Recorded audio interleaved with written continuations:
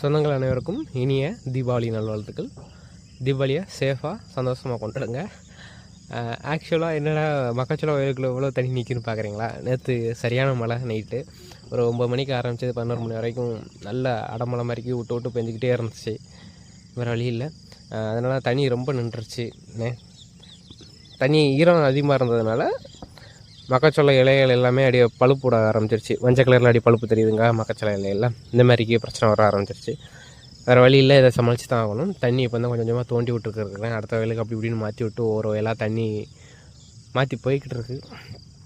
இனிமேல் தண்ணி ஃபுல்லாக வெளியேற்றினா மட்டும்தான் மக்காச்சோளத்தை நம்மளால் காப்பாற்ற முடியும். இந்த வயலில் வரப்பு கொஞ்சம் உயரமாக போட்டிருந்ததுனால வழக்கம் போல் நம்ம அந்த நெல் போடுற வயலில் தான் தண்ணி இந்தளவுக்கு தேங்கி நிற்கிது. அதுக்கப்புறம் அங்கே தென்னமரத்துக்குள்ளேயும் தண்ணி தேங்கி நிற்கிது. அதை எல்லாத்தையும் வெளியேற்றி முடிச்சுட்டு இல்லை வேறு ஏதாச்சும் ஒரு வயலில் தேக்கி வச்சுட்டு அடுத்து என்ன பண்ணலாம் அப்படிங்கிறத சொல்கிறேன்.